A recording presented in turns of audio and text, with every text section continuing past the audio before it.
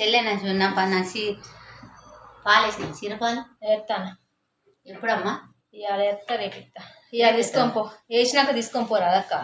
రేపటికి అందిస్తావా? ఇవాళ ఎత్తనే ఉంటుంది కావా, మిషన్ మీదనే ఉంటుంది. ఇవాళ పొద్దుగా వేసి ఏమైనా మొక్కలు చూసినాను. ఏమైందో పొద్దున్న వెళ్తే బొడ్డు మాసి పూసుకునేది అని ఆ బజార్ వాళ్ళు అందరంట. నేను అంతగానం బొడ్డు ఏం మాసి పూసిన చెల్లె పూసుకొని ఉన్నమాట అంటేనే ఉన్నమాట అనొద్దు. మరి ఇవాళ రేపు ఉన్నమాట అనొద్దు. తెలిసినా కానీ తెలియనట్టు నటించాలి. అదే మరి ఆ ఉన్నమాట అన్నందుకే అక్కడ సెంటర్లో హాస్పిటల్ కనిపోయినా పెరిగిందని. ఆ బీపీ మీద నేను ఏమన్నా ఏం చేసినా ఆ పాలు పోసే పోలే ఏం చేసింది కదా, చిన్నమ్మ పాలు పైసలు ఇవ్వని అన్నది. అంటే నువ్వు పోసినావు లేదు సగదన్న పాలు మొత్తం నైట్ పాలు పోతానో ఏం పాలు పోతానో మొత్తం ఇరిగిపోయినాయి.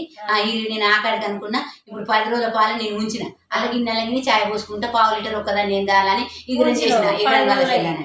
ఇగురం చేసేసరికి అదే సాయంత్రం కూడా పునుగులు వేస్తా కదా, ఆ పునుగులలో వేద్దామని అనుకుంటే ఆ 10 బాటిల పాలు ఒక దాంట్లో పోతుంటే ఒక్కొక్కటి బంకలు తాగినట్టు తాగుతాను. అనుమానం వచ్చింది.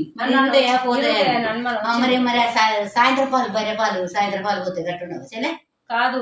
పొద్దుడు బాయలే పొద్దున బర్రె పాలు పొద్దుడు అన్ని అన్న చెల్లెకి అంతే అంతే.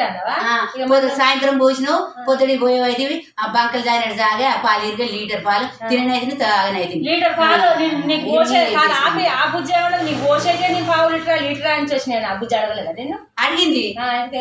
నేను అప్పుడు కొన్ని ఉంచుకొని 10 బాటిల్ దాచుకున్నా చెప్పిన. 10 బాటిల పాలు బంకలు తాగుతా అంటే గిన్నెలు పోసినా కాగబెట్టినావు. ఇక బొడ్డుకు నువ్వు మాసి పూసుకున్నా, ఆ పిల్ల పూసుకున్నదా అక్కవైతే తర్వాత కానీ ఉన్నది అన్నట్టేనంటే బొడ్డుకు మాసి పూసినా అది ఉన్నట్ట. కానీ ఆ బొడ్డుకు మాసి పూసుకున్నా అది ఎందుకంటే బలెడుతున్నట్టు బొడ్డు మాసి పూసుకొని ఏడ పంచాయతీ పెట్టినా నేను అంత అజ్జగారు అందరూ నన్ను అజ్జగారు అజ్జగారు అంటారు. నీకని చెప్తే నువ్వు కూడా అదే బొడ్డు మాసి చక్కదనం మంచిగా సార్లు ఇక పోతాను ఇక మంచిగా. అందుకే మా పంచాయతీ పెట్టుకున్నాకే వస్తావు నువ్వు, మామూలుగా రావు నువ్వు వచ్చేదాన్ని. విన్నావా?